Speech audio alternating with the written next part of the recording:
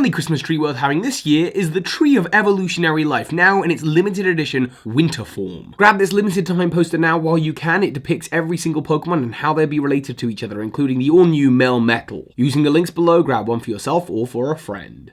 Hey Pokemon Masters, Toby here, and third video this week. Next week though, we should be back to our regular pace of 3 videos spread out throughout the week. They all will be Let's Go related next week. After that, we're going to try and get into a bit more of a routine, getting out those other series. I want to get the My Pokemon Gyms done before the end of the year. I have 2 more of those Let's Go Explore videos that I want to get out. Plenty of videos still to come. Now, I've of course been playing Let's Go Pikachu and Eevee, obviously, dodoy.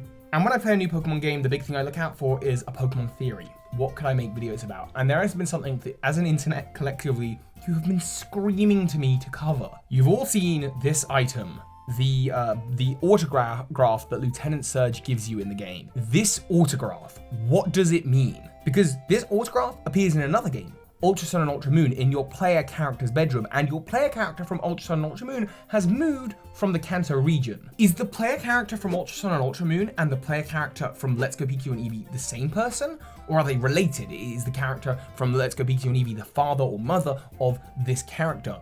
We meet the mother in that game. So how does this work? What does this mean? What is the canonical set of events? Or are they just unrelated? And does Lieutenant Surge give this item to every trainer that battles him? Well, here's my thinking. With this theory, there are 2 things I want to propose. One involving this character, the character that you play in Let's Go Pikachu and Eevee being the parent of the character you play in Ultra Sun and Ultra Moon. And furthermore, bear with me, the character you play in Sun and Moon and Ultra Sun and Ultra Moon is the video game version of Ash Ketchum. Yeah, you heard right. First and foremost, I subscribe to a 20-year timeline. There are only really 2 different timelines that people tend to go for, the 10-year timeline and the 20-year. The 10-year is just 10 years since Pokemon Red, Blue, and Yellow to Pokemon Sun and Moon and Ultra Sun and Ultra Moon. And I would place these games somewhere around the time of Red, Blue, and Yellow. I actually don't think that Red, Blue, and Yellow really happen in this version of events. It's an alternate timeline like the Mega Evolution timeline. That's a whole other thing. Links to that video below if you want to learn more about that. Or the same deal, but 20 years. And I subscribe to the 20-year one. I think it makes a lot more sense. The characters, and spoiler warning, by the way, if you don't want spoilers for Let's Go Pikachu and Eevee, now is the time to leave. 4, 3, 2, 1. Okay. In Pokemon Sun and Moon, the characters of Red and Blue appear. They also appear in Let's Go Pikachu and Let's Go Eevee. They are clearly younger. Another character also appears, and that is Mina, who is going to be a big problem later on. Mina appears in Let's Go Eevee and Pikachu and also appears in Ultra Sun and Ultra Moon. And she's clearly younger. So it's definitely not the case that these games happen back to back. There is a time difference. They are opposite ends of the timeline. Whether it's 10 years or 20, I prefer to go for the 20-year timeline. And I know people are going to be screaming, it can't be 20 years because Mina is a trial captain in Ultra Sun and Ultra Moon and you can't be over 20 to be a trial captain. I'm going to get to that in a little bit. But going with this 20-year timeline, that would mean that the player character in Let's Go Eevee and Pikachu would be 20 years older than the 10, 11-year-old selves that they are by the time of Sun and Moon and Ultra Sun and Moon, making them in their early 30s. If it was a 10-year timeline and it was the same character, then that would make the player character in Sun and Moon, Ultra Sun and Ultra Moon 20, which they're obviously not. They're a kid. They're like 11 years old. So I think it's pretty safe to say that this character is the child of the character that you play in Ultra Sun and Ultra Moon, who, with a 20-year difference, would make sense because then you've got a 30-year-old parent and an 11-year-old child. That works. Following on from that, in your player's bedroom in both Ultra Sun and Ultra Moon and in Let's Go Pikachu and Eevee, especially in the Pikachu version, there is a Pikachu doll, there is a globe, and there is a book, a red book. All 3 of these items, as well as Lieutenant Surge's autograph, appear in the player bedroom in Ultra Sun and Ultra Moon. And in fact, the book, when you click on it, the red book with its pages open, says that it's a book that was given to you by your father. The same book is in your room in Let's Go Pikachu and Eevee. So to me, it's pretty obvious that those things are the same. On top of that, this is kind of a weird one. The player character's mother in Ultra Sun and Ultra Moon is black. And the player character's mother in Let's Go Eevee and Pikachu is black. Regardless of whatever skin color you choose as your player in those games. That might though suggest a chronologically and lineage between those characters. But again, it helps solidify that relationship between these characters. So we've got the same book, the same doll, the same globe. We've got the Lieutenant Surge autograph and a timeline that there's no way they can be the same characters. Ultra Sun and Ultra Moon do not happen back to back with this game. That's impossible. Mina looks so much younger. Red and Blue looks so much younger. They have to be opposite ends of the timeline. So that's the parental angle, and I think that's a pretty easy theory to get behind. Pretty much everyone who has been messaging me about this has been saying, look, this is clearly the case. The players that you play as in Pokemon Let's Go Eevee and Pikachu are clearly the parents. That's fine. Now let's talk about the Ash Ketchum element and where the heck I'm getting that from. See, at the time that Sun and Moon came out, there was actually a lot of theories that the parent of the main character from Sun and Moon was Ash Ketchum. This because in the Sun and Moon demo, you can get given an Ash Greninja.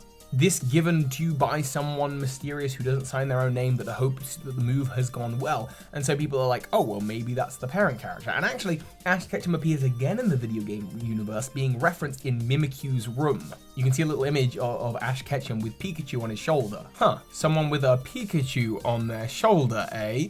That was kind of a little mini theory, but then that kind of got me thinking, well, what if these characters in Let's Go Eevee and Pikachu are supposed to be the video game versions of Ash? For the last few years since Sun and Moon came out, I have been debating and racking my brains as to how the characters of Ash and Red could exist in the same universe. And to be clear, this character is not called Ash, they're actually called Chase, although A-S-H, the name does spell if you take those letters out. Okay, that's weak. So I'm not saying that it actually is Ash Ketchum, but rather the character of Chase, or even the female version, I think her name is Elaine, that these characters are the video game versions of Ash. Kind of like how Red was, except Red isn't. They are separate characters.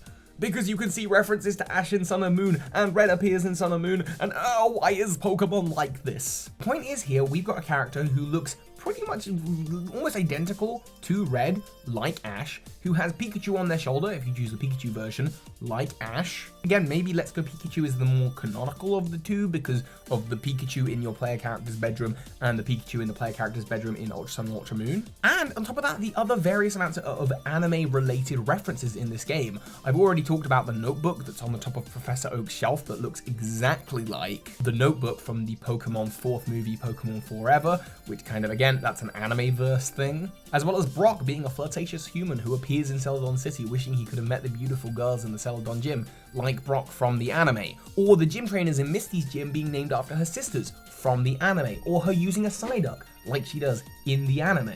Or how about the weird trailer that they released right after Let's Go Pikachu at Eevee's release that showed it was a recreation of the original intro, and it has, Brock, Misty, and this character in the middle, representing Ash.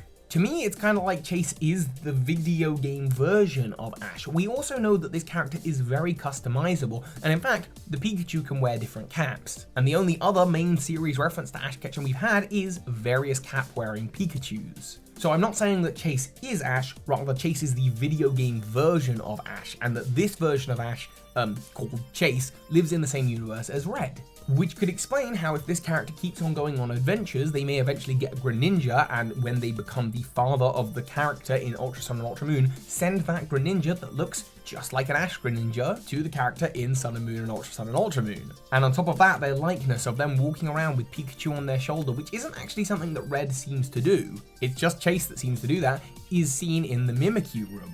So in recap, the theory is that there's a 20-year Pokemon timeline, that at the beginning of it, we have Red and Blue go on their adventure, but they don't battle Team Rocket, they don't have Pokedexes. These things are all referenced in the game. If you want to find out more references and Easter eggs, I'll leave a link to that video in the description.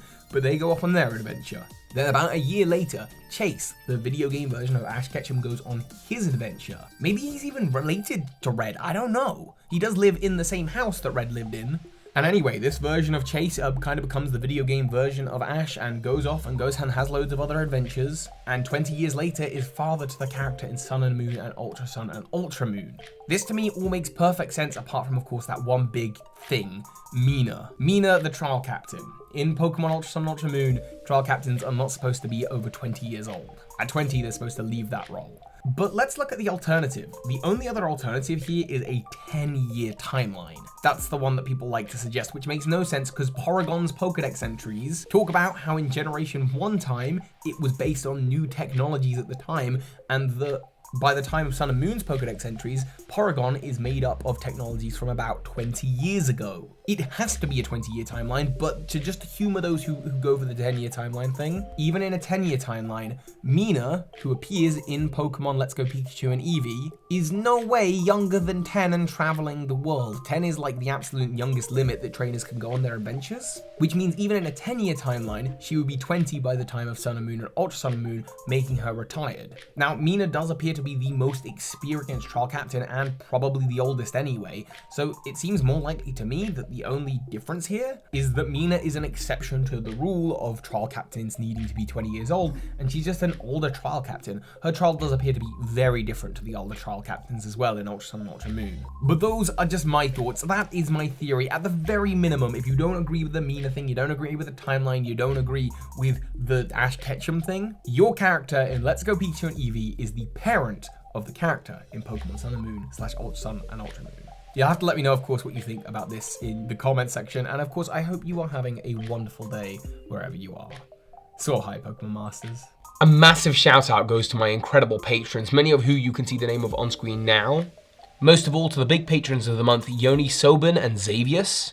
If you want to find out how you can support the channel, please check out the links to Patreon in the description below and get some of those sweet, sweet perks. Thank you.